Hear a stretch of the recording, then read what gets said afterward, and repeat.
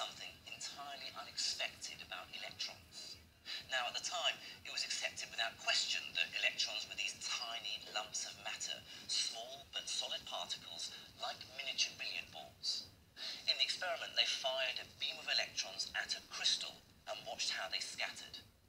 Now, that's entirely equivalent to taking a beam of electrons, say from an electron gun, and firing it at a screen with two slits in it, so that the electrons pass through the slits and hit another screen at the back.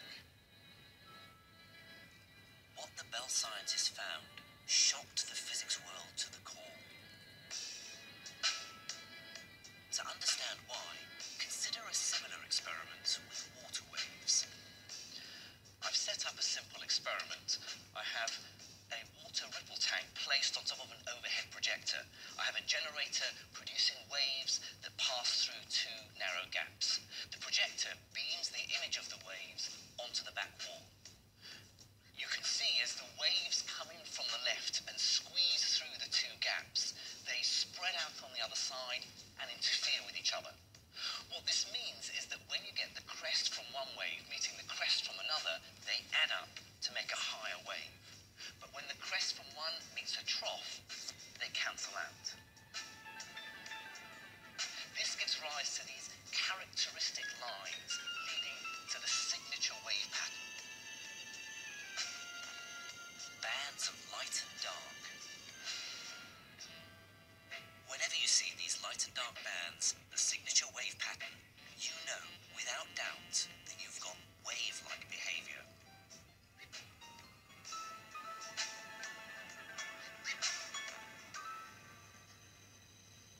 So, guess what they saw in New Jersey? Now it seemed that firing electrons, tiny solid particles, through the two gaps produced exactly the same kind of pattern, bands of light and dark. First, light, for a long time believed to be a wave, was found to sometimes behave like particles, and now electrons, for a long time believed to be particles, were behaving like waves. But it was actually stranger than that.